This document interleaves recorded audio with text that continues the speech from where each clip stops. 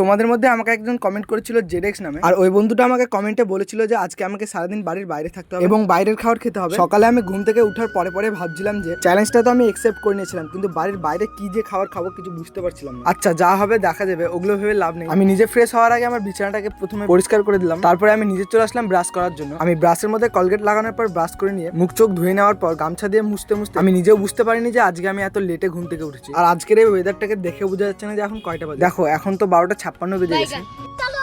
ওই চ্যালেঞ্জটাকে কমপ্লিট করার জন্য আমি বাড়ি থেকে বেরিয়ে গেলাম কোনো খাবারের সন্ধানে। অন্য কোথাও যাওয়ার আগে বাড়ির সামনে পেয়ারা গাছটাতে দেখলাম ছোট ছোট সাইজের অনেক পেয়ারা ধরেছে, বাট এই পেয়ারাটা আমার মনে হলো সব থেকে বড়। এই পেয়ারাটাকে আমি খাওয়ার জন্য তুলে নিলাম। পেয়ারাটাকে মুখে দিতে বুঝলাম যে এই পেয়ারাটার থেকে লোহাই হয়তো একটু নরম হবে। পেয়ারাটাকে ফেলে আমি মন খারাপ করে অন্য লোকেশনে যাচ্ছিলাম, আর তখনই দেখলাম একজনের বাড়ির সামনে একটি বড় পেয়ারার গাছ। আর আমি ডিসিশন করলাম এই পেয়ারা গাছ থেকে পেয়ারা পারবো, বাট বাড়ির লোক যাতে না বুঝতে পারে। চুপ করে আমি পেয়ারা গাছে উঠার পর এখানে দেখলাম অনেক পেয়ারা। একটা পেয়ারা আমি খেয়ে নিলাম। সম্পূর্ণ ভিডিও দেখতে হলে তাদের চ্যানেলটাকে সাবস্ক্রাইব করে নাও।